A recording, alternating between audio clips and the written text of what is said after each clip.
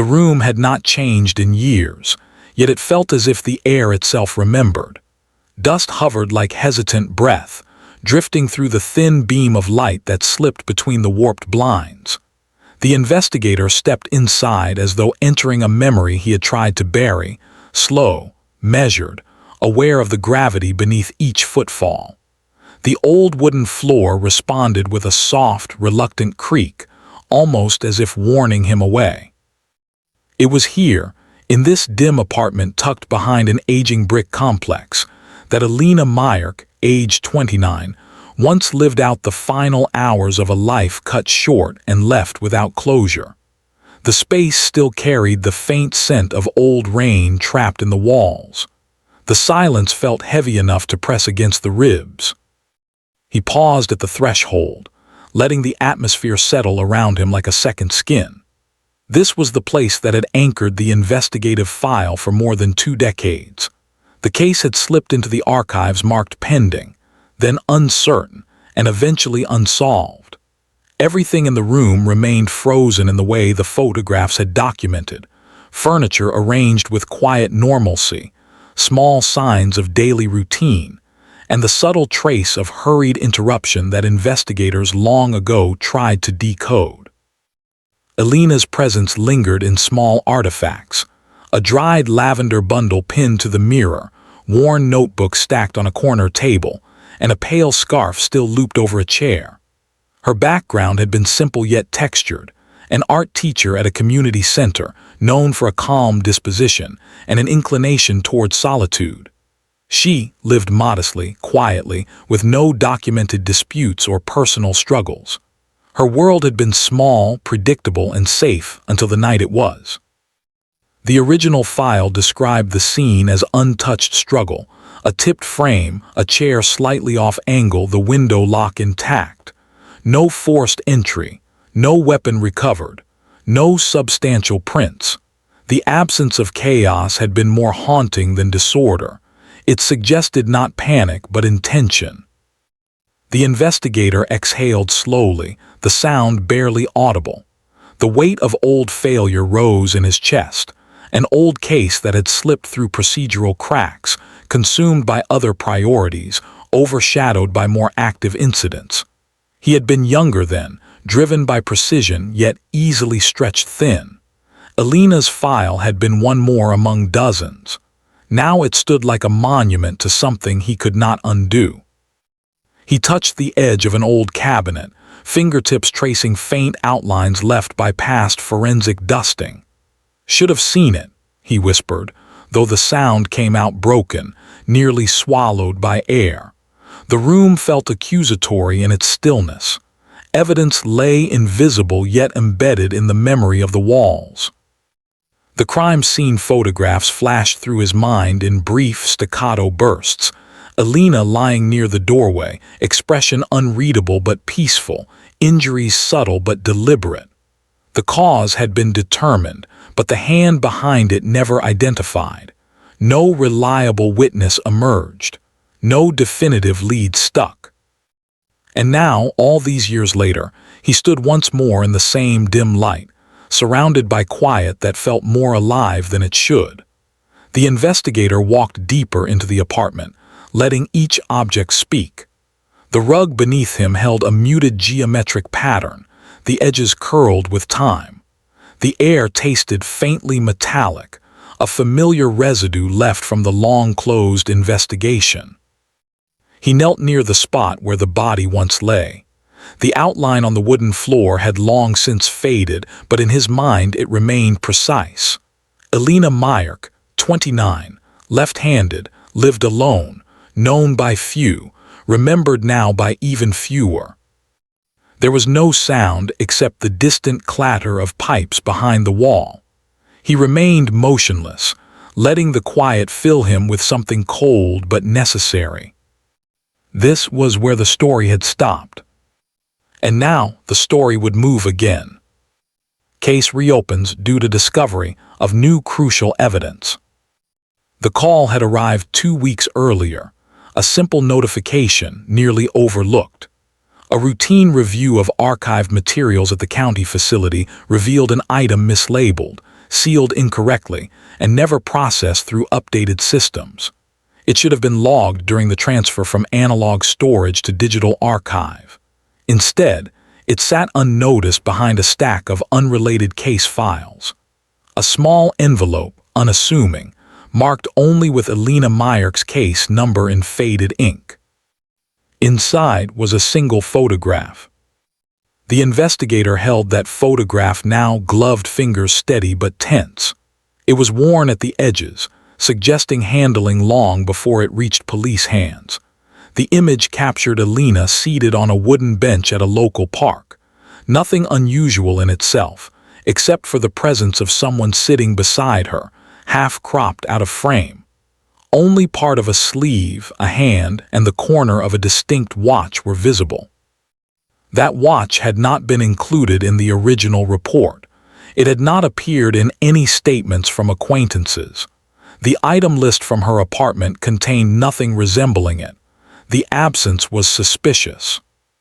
He studied the picture again, noticing the faint indentation on the paper surface, pressure marks suggesting it had once been pinned somewhere. The back had a timestamp from a pharmacy printing machine, dated 2 days before Elena's passing. This alone was enough to warrant reopening the case, but something else stood out. When processed under enhanced imaging, a faint reflection in a nearby metal trash receptacle revealed more of the unidentified figure.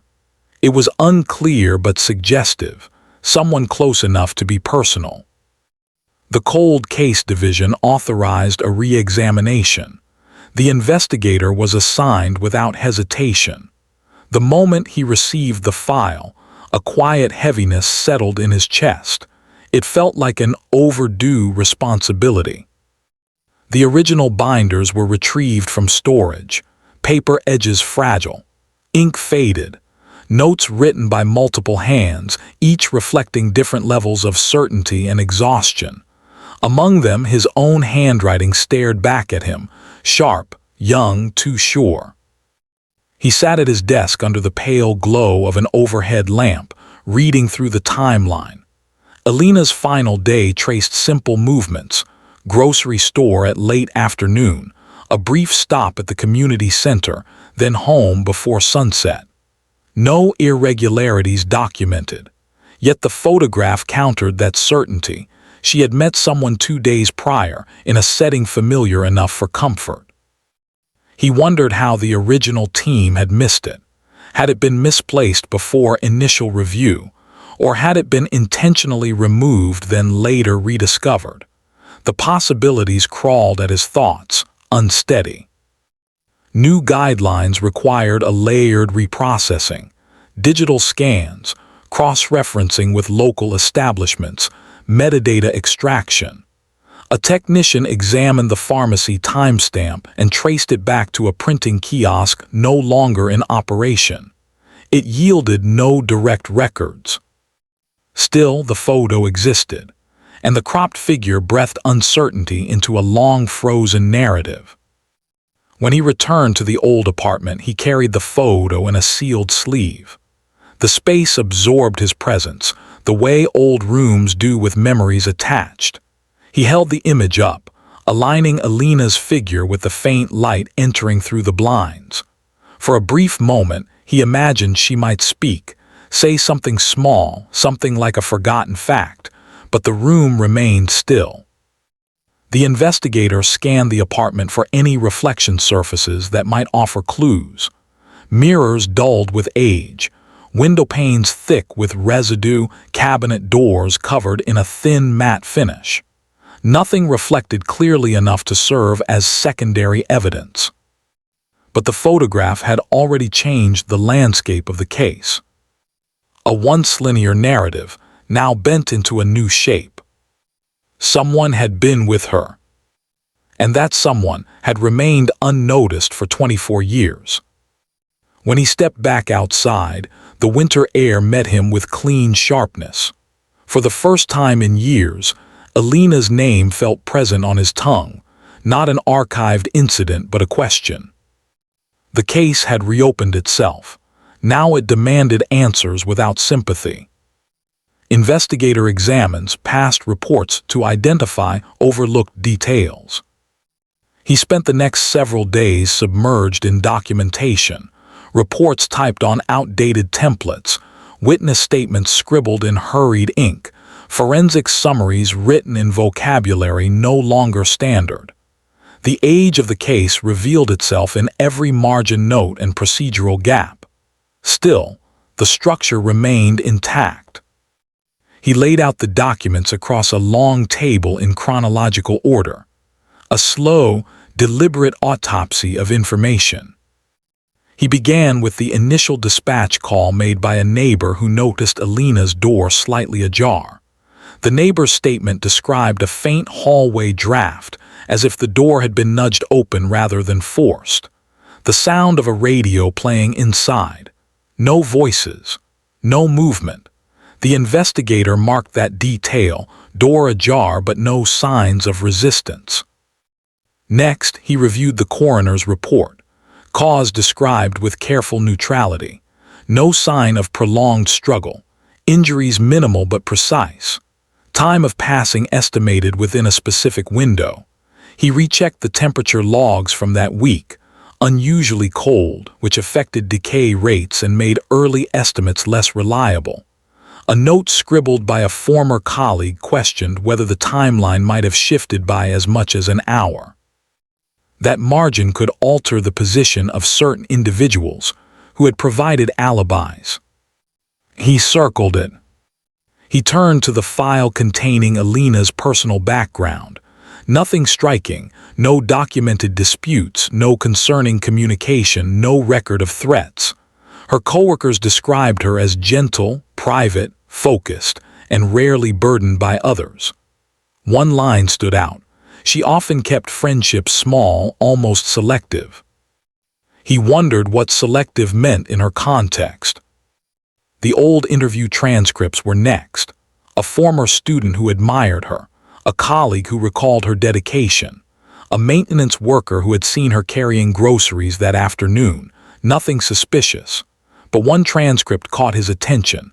An acquaintance who mentioned that Elena received occasional letters from someone, though the content was never discussed. The letters were described as simple, handwritten, sometimes given without stamps. Yet no such letters existed in the file. He wrote a note, missing correspondence. He moved to the evidence logs. The list was short: clothing, keys, wallet, 3 notebooks, personal items. A clean, almost sterile collection. Too clean. There were no signs of disarray, no missing belongings. Then he returned to the photograph. He placed it beside the timeline.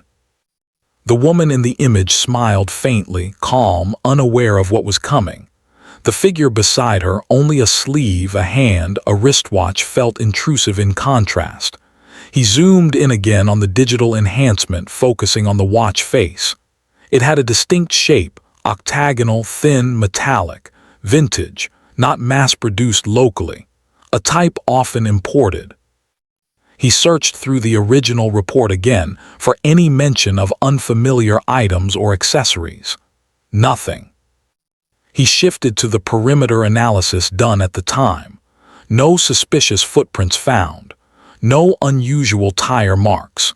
But near the back alley, a faint indentation in the soil had been noted, never linked to anything. The angle and depth suggested someone standing and waiting rather than passing through. He underlined it. The detail seemed small yet meaningful. Paper rustled as he flipped deeper into the file.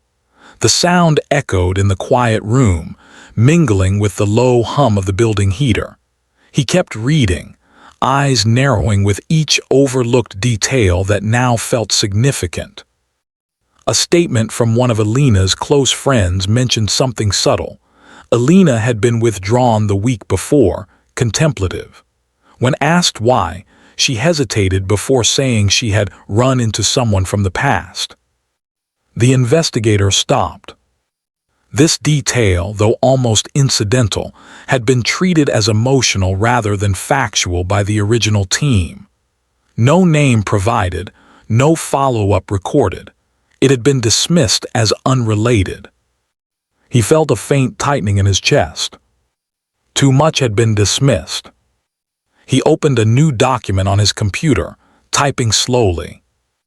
Cross-reference acquaintance statements with any individuals connected to Elena prior to 1995. Search for records of imported octagonal watches sold regionally before 2000. Re-interview original neighbor regarding door position, sound level, hallway temperature. Each line felt like the beginning of something forming beneath the surface, a shape returning to visibility. Hours passed, light shifted, the air grew colder. But for the first time in years, the case felt alive. A quiet pulse beneath layers of dust. The reinvestigation moved with deliberate slowness, each detail examined with a steadiness shaped by years of learned caution. Nothing rushed, nothing assumed. The investigator built a list of individuals who had appeared, directly or indirectly, in the original documents. The list was short at first, but it expanded as cross-references surfaced small, nearly forgotten names. He sat alone in the dimly lit office, the building settling around him with faint structural groans. Outside, early evening shadows pressed against the windows. He positioned 4 files in front of him, potential suspects, each with a presence that felt muted but possible. Suspect 1, Adrian Keller. A neighbor from the 2nd floor, mid-30s at the time, lived alone, mentioned in the original report for noticing Elena's door ajar. He had provided a calm, measured account. No contradictions.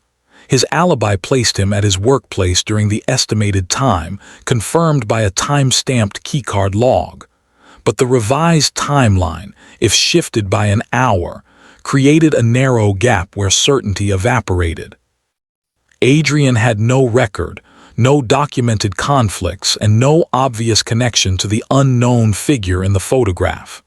Still, his proximity mattered. Suspect 2, Mara Linwood. A coworker at the community center. She had described Elena respectfully in her interview, but admitted that the victim had expressed concern over someone resurfacing.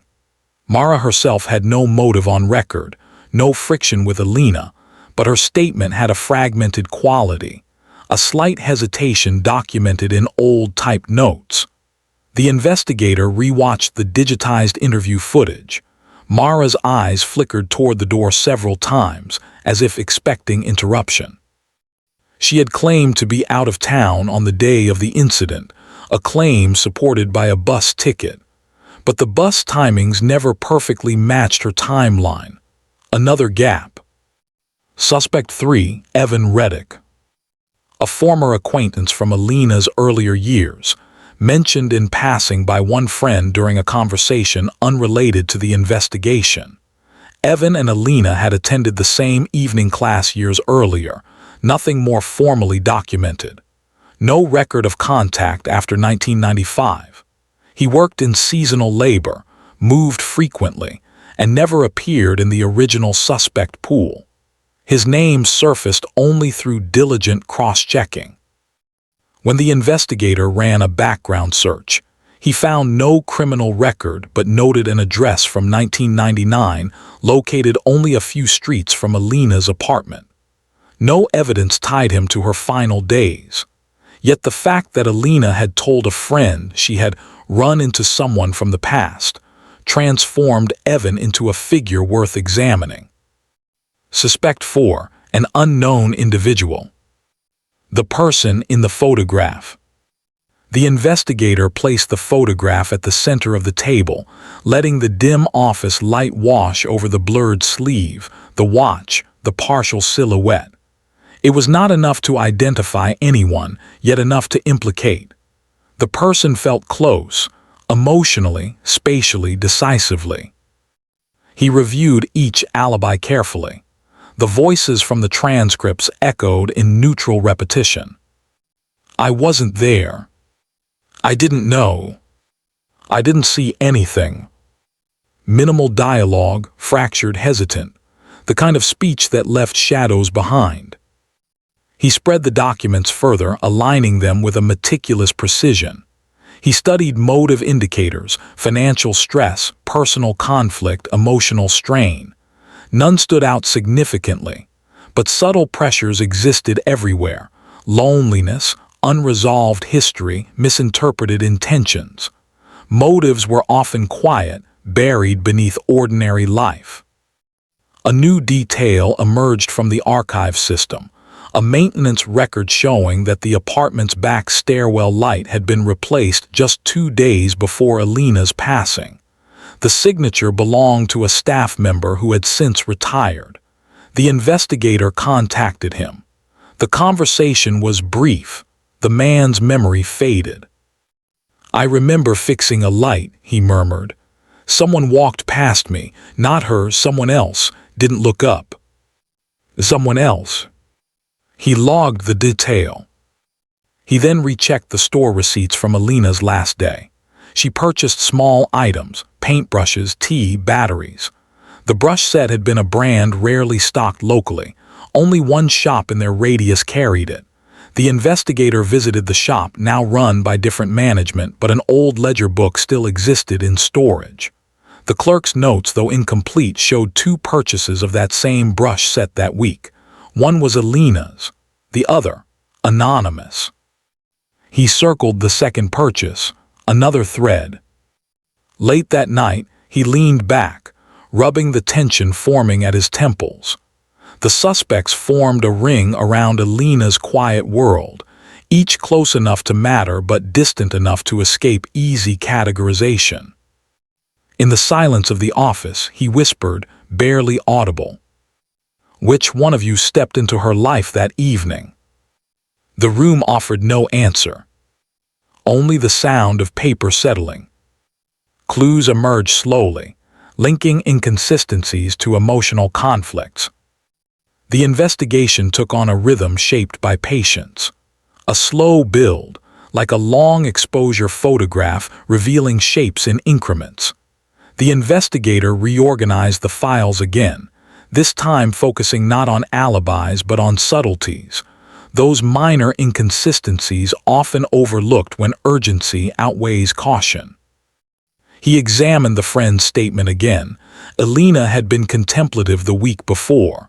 The phrasing mattered: not distressed, not fearful, contemplative, a word implying internal conflict rather than external danger. He retrieved Elena's notebooks, 3 in total.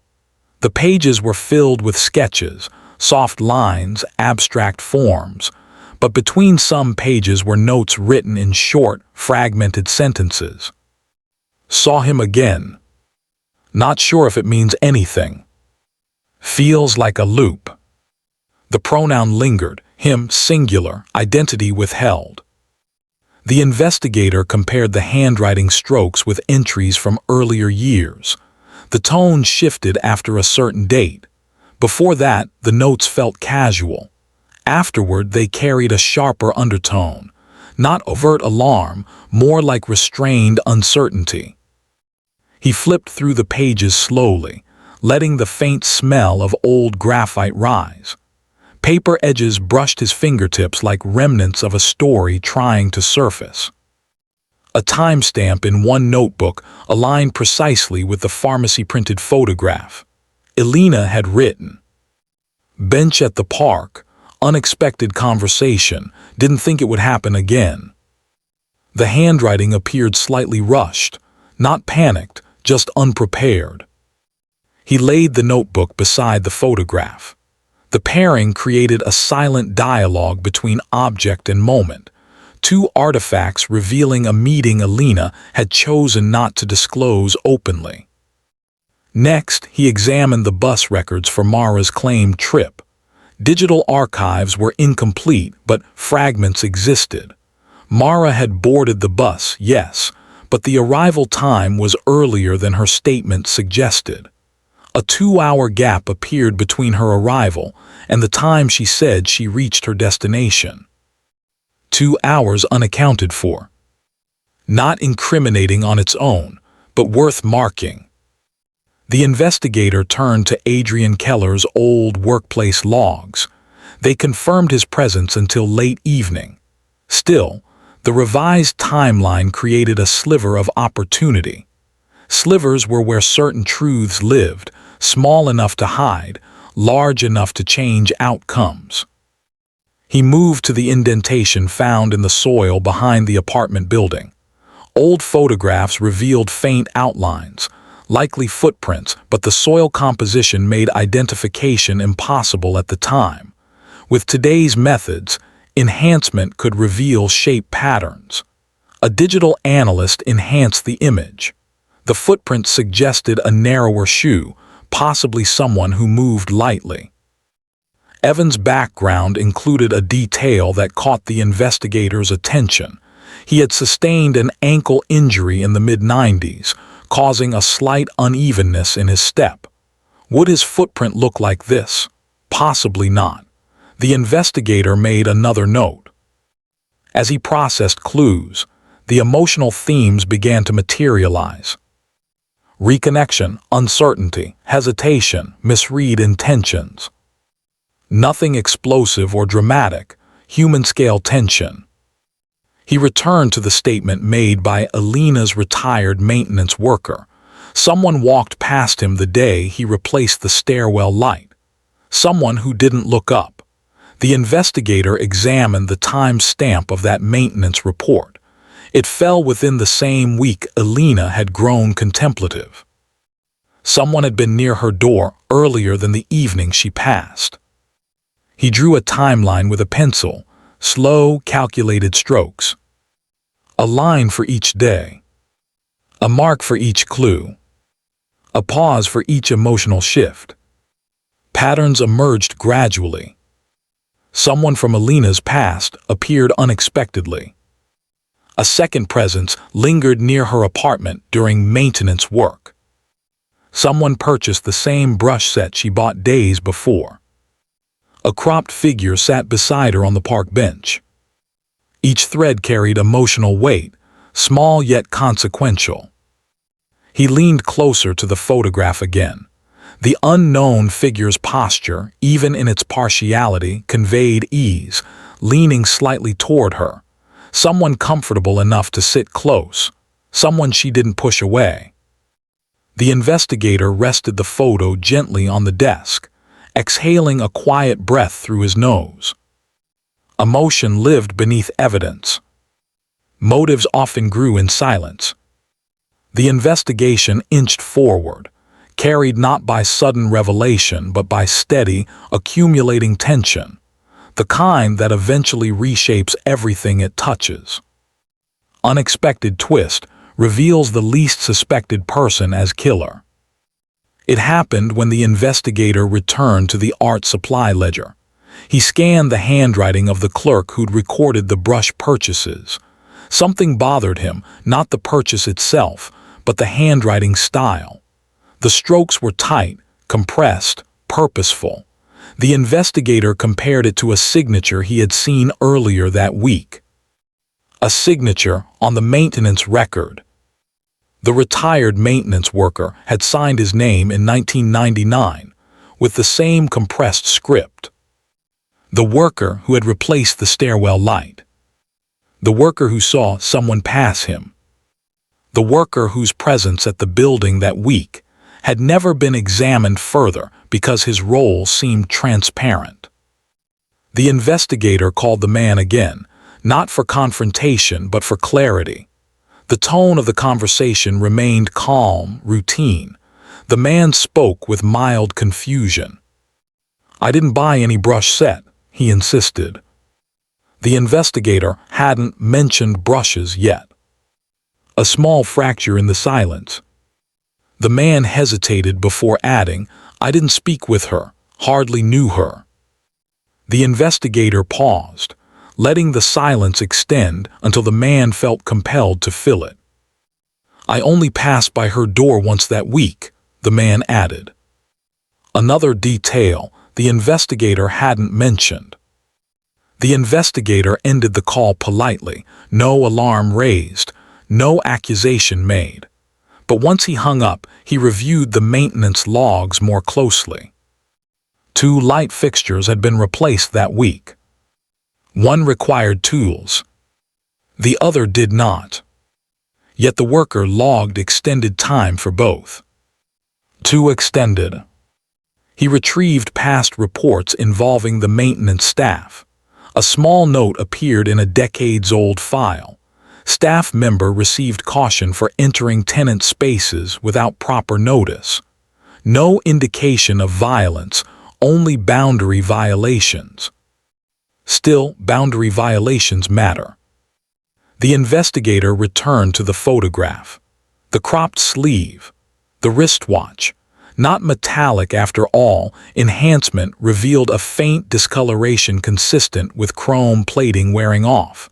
The model aligned with watches distributed to city maintenance crews in the late 90s. Not imported, not rare. Issued. He looked at the staircase maintenance record again.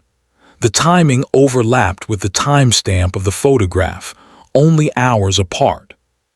The twist was not cinematic, not dramatic, not loud. It was logical. Quiet. Devastating in its simplicity.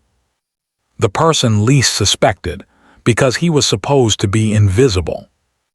A worker who blended into the background of daily life. A presence designed to go unnoticed. The investigator leaned back in his chair, letting the weight of the realization settle. Years of searching for suspects among those closest to the victim had obscured the possibility that someone peripheral, someone who appeared only at the edges, held the missing piece. The person in the photograph was not a friend, not a past acquaintance, not a neighbor. It was the maintenance worker, captured incidentally while passing behind the bench and partially reflected in metal behind Elena. He had been near her often enough to become familiar to her, familiar enough that she didn't feel wary. Familiarity can be mistaken for safety. The investigator stared at the evidence, silent. Elena had not feared him. She simply never noticed him enough to fear him. The truth felt cold, procedural, mechanical, yet undeniably human in its tragedy. The arrest came late on a cold afternoon, carried out with quiet precision. No spectacle, no raised voices, no dramatic turns. The investigator watched from a short distance as the retired maintenance worker, now older and moving with the stiffness of worn joints, was guided calmly toward the unmarked vehicle. Snow gathered in thin traces along the sidewalk, softening every sound. Even the click of the car door closing felt muted. There was no confession, no climactic declaration, only factual alignment, small details converging, consistent in ways that silence can no longer obscure.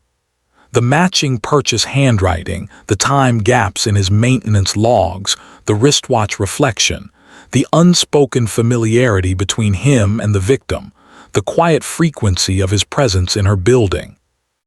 The absence of forced entry, the passing by her door earlier in the week, the subtleties that went unnoticed because routine often camouflages itself as harmless. The investigator knew that some truths reveal themselves not through confrontation, but through the slow settling of evidence, like dust returning to surfaces after years of disturbed stillness. This case was one of those truths. It emerged gradually, through the spaces between facts, through the resonance of overlooked details, through the calm persistence of logic where emotion once clouded clarity. Back in his office, he placed the final closure form alongside Elena's archived file. The binder looked worn but complete now, holding a story that had stretched across decades. He touched the edge of the cover with steady fingers, allowing himself a moment of stillness before reopening the room of memory that had accumulated around this case. He revisited the old crime scene one last time, not out of necessity but out of obligation, a kind of quiet respect for the life that had slipped into obscurity for far too long. The apartment remained unchanged, suspended in its own version of time. Dust motes drifted again through pale light. The muted colors of the rug felt the same. The faint scent of old walls lingered. He stood near the corner where the lavender bundle still hung, brittle with age. Elena had pinned it there herself, something simple, something routine, something personal. Small choices like these always held weight. They revealed fragments of a life that investigative reports rarely captured. He lowered himself to sit on the edge of the same wooden chair that once bore the outline of her presence. The wood creaked softly beneath him. He imagined the rhythms of her days, preparing lesson plans, sketching quietly in her notebooks, boiling water for tea on cold evenings. Her life had not been marked by dramatic swings or disruptive tensions. It was marked by subtleties, by habits, by unspoken preferences. And in the end, it was disrupted by someone who passed as part of the background, someone she likely never considered a threat. The investigator's gaze traveled to the floor where the faint outline of her final position still lived in his memory, even if invisible to the eye. A shape defined not by tragedy, but by the unanswered questions that had lingered for years. He let the silence wash over him. The room felt like a held breath. His inner voice moved with slow deliberation. This wasn't about dramatic revelations. It was about small truths, shadows cast by simple human missteps. He took a long breath and looked toward the window. The blinds were half open, revealing a thin slice of late evening sky. The light was muted, almost hesitant. The world outside continued without awareness of the history sealed inside these walls. He rose from the chair and walked toward the kitchen area where the counter still bore faint stains from years ago.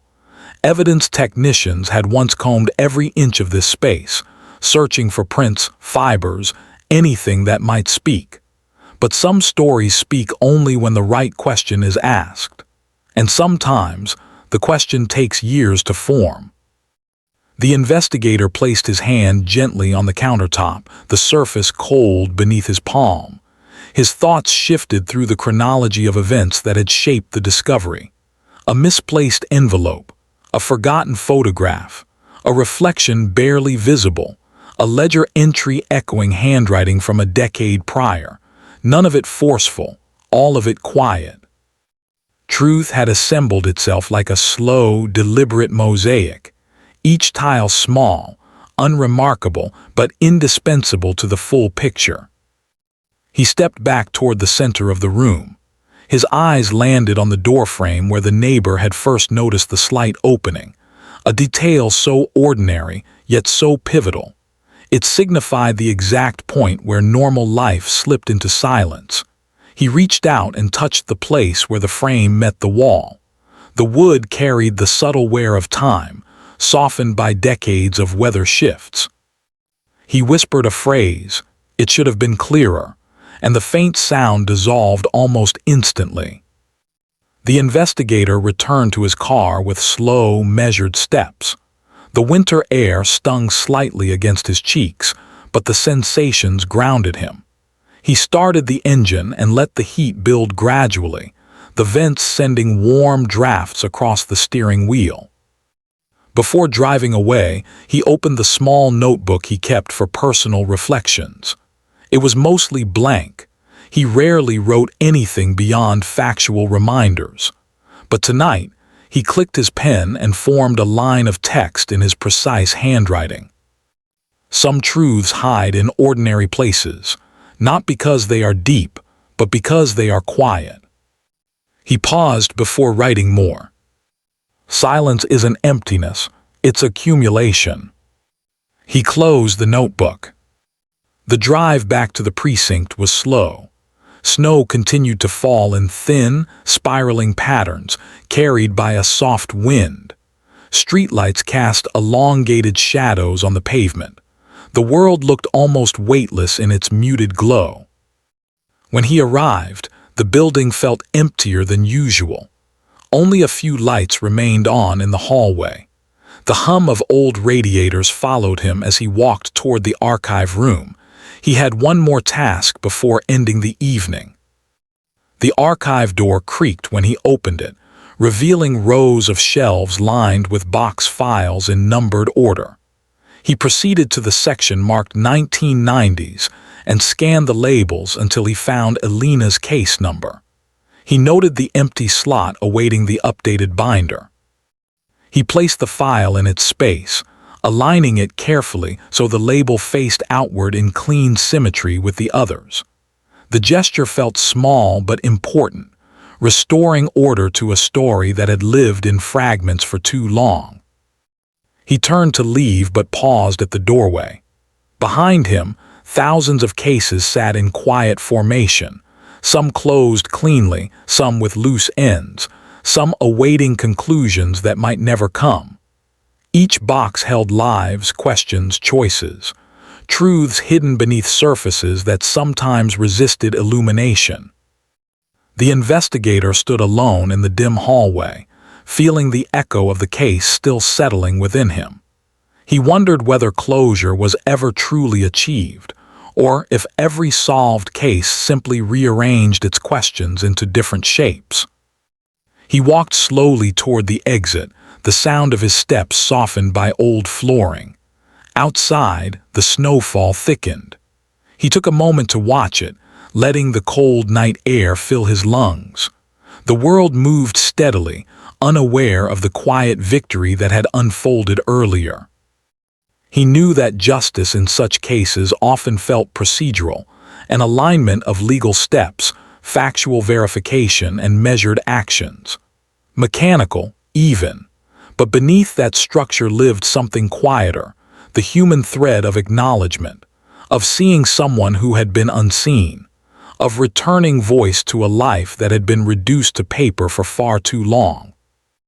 As he locked the building door behind him, his thoughts drifted back to Elena, not to her final moment, but to the small glimpses of her life, her sketches, her notes, the lavender bundle near her mirror.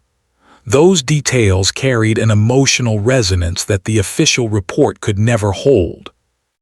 He walked toward the parking lot, each breath forming a brief puff of warmth in the cold air.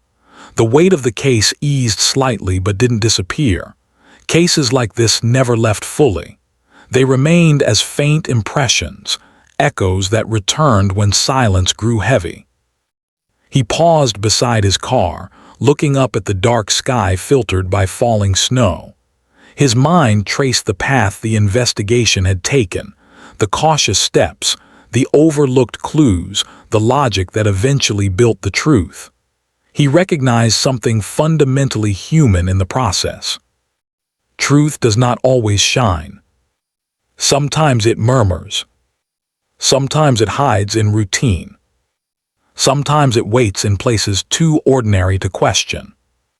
He unlocked the car door but lingered outside for a moment longer, allowing an unspoken reflection to settle.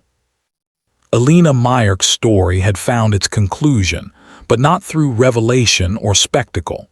It had found it through persistence, an investigative patience that honored the subtlety of real life rather than the dramatics of fiction. He stepped inside the car, closed the door softly, and started the engine. The heater emitted a low hum, filling the cabin with slowly rising warmth. He placed both hands on the steering wheel and sat without moving, letting the silence wrap around him in a familiar, steady way.